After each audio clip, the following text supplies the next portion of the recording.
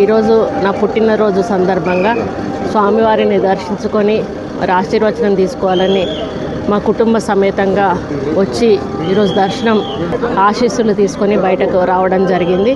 స్వామివారి ఆశీస్సులతో మరి మేము చేసేటువంటి ప్రతి కార్యానికి కూడా మంచి జరగాలని, మా ప్రభుత్వం చేపట్టే ప్రతి కార్యక్రమాలు కూడా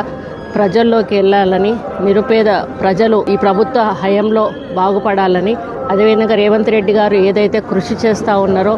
ఆయన చేసే ప్రతి పనికి కూడా స్వామివారు దీవెనలు ఉండాలని, అందరూ కూడా చల్లగా ఉండాలని చెప్పి మొక్కుకోవడం జరిగింది. ఈరోజు నా పుట్టినరోజు సందర్భంగా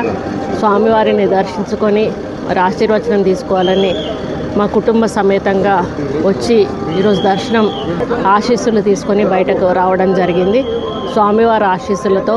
మరి మేము చేసేటువంటి ప్రతి కార్యానికి కూడా మంచి జరగాలని, మా ప్రభుత్వం చేపట్టే ప్రతి కార్యక్రమాలు కూడా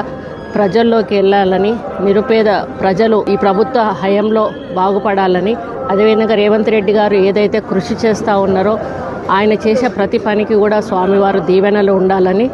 అందరూ కూడా చల్లగా ఉండాలని చెప్పి మొక్కుకోవడం జరిగింది.